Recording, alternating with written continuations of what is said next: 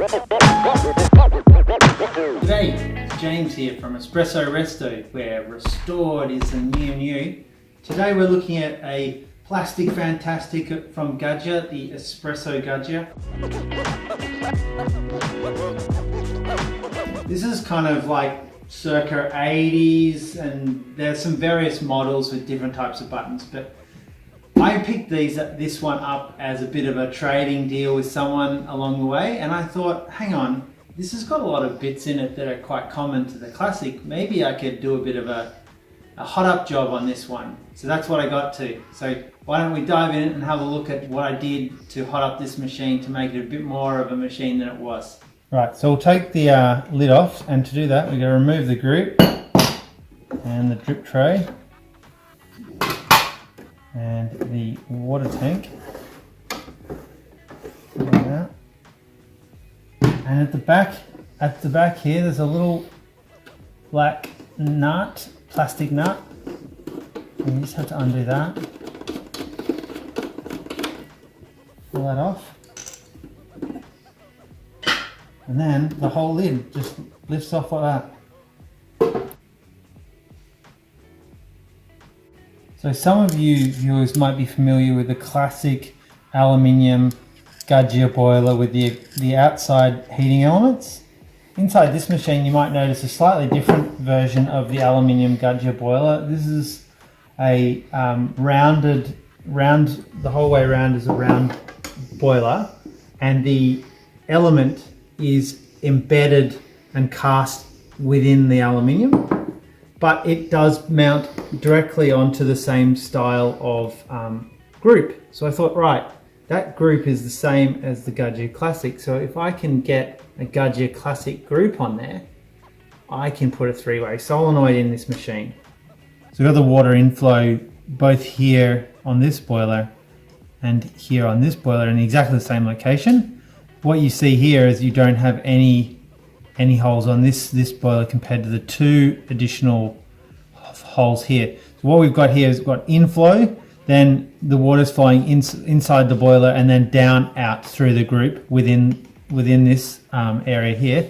And what we've got here is we've got the water actually coming out through a three-way solenoid, and when the solenoid's energized, it allows the water to continue round down through here, and that goes down into the group.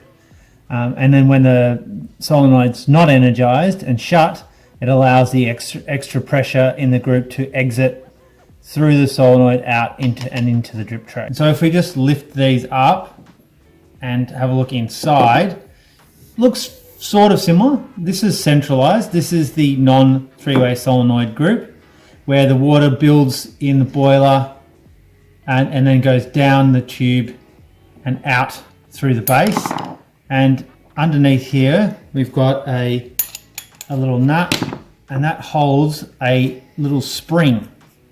So when there's some pressure, the spring is forced down, and the rubber stopper is released from its land, and the water can then flow out the group through the screen and across the coffee. And then if we look at the other one, again, the tube is just offset here. So the water builds in the boiler, goes down the tube, out through here, through the solenoid, then down, and comes out through this hole here in the group, and then through the coffee. So let's take a look in the machine and see where I've managed to get that three-way solenoid into the machine. So you can see here, mounted on the back of the group, exactly where it would be on the Gaggia Classic, is a three-way solenoid.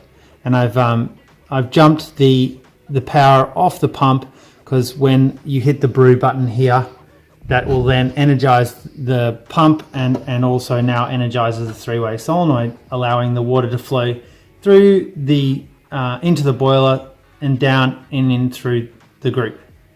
I've also mounted on the back of the pump a small OPV valve where you can actually adjust the pressure of the water exiting the pump.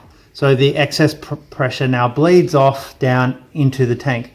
So I've actually now managed to get that set to 9 bars using my pressure gauge. So we've now got a very basic Gaggia Espresso, essentially with the same specification as a Gaggia Classic. Same group, 3-way solenoid, and controlled pump pressure. So surprisingly, there was actually a number of things in the machine that made adding the 3-way solenoid rather easy. In fact, there was a couple of holes through the machine down above the drip tray, which allowed me to put a discharge tube off the top of the solenoid and down directly into the drip tray. So it almost made it seem like that may have been the design consideration, as well as the drip tray having a hole here for a discharge tube to come straight into the drip tray. So at some point, maybe one of the models had one of those.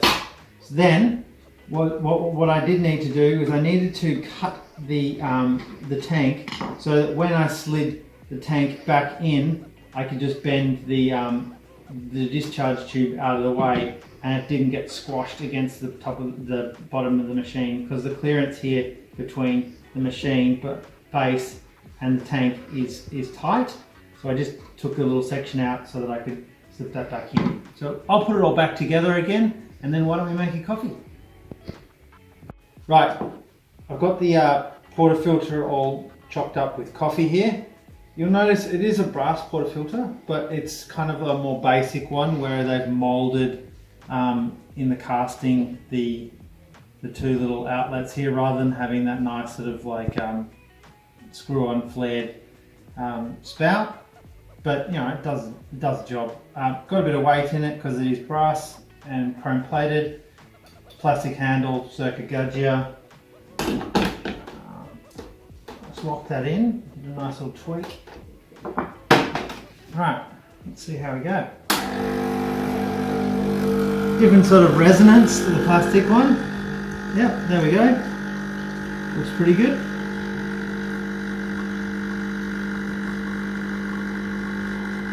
Maybe a little quick, but it's pretty close. Oh yeah. Bit of crema. Lighter roast I'm running at the moment, so it's not as dark as previous videos. There you go. So let's do some milk. Interestingly, this machine, there's no steam button. So the way the steam works is it actually, a switch is activated when you turn the knob here, and by activating that switch, that then activates the higher temperature thermostat. So as soon as you turn this knob, you start rising the temperature of the boiler. And so you tap the first little bit of steam that's sitting there because the boiler is just a bit above 100. And then it allows the element to come on and it keeps driving the heat up and the steam builds and builds. So let's give it a go. And so turn it on and we'll hear some steam straight away. There you go. The wand is in a fixed position. You can't move it, but it is at a reasonable angle and at a pretty good height. And I found it to be fine for steaming milk.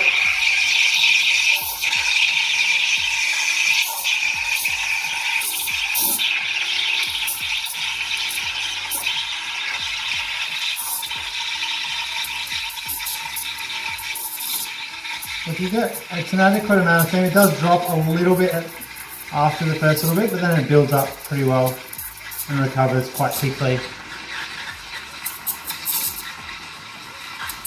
Yes, I find you get exactly the equivalent result as the Classic with an isolated steam one. You just can't move the position of it.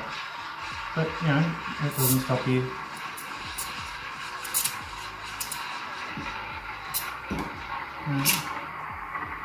Trying to get there.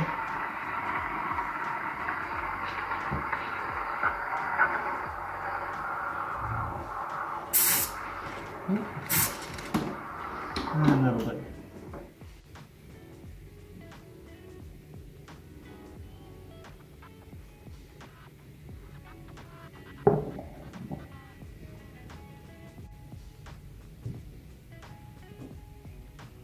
So the other reason you have a three-way solenoid is you get a nice dry puck at the end. So let's have a look.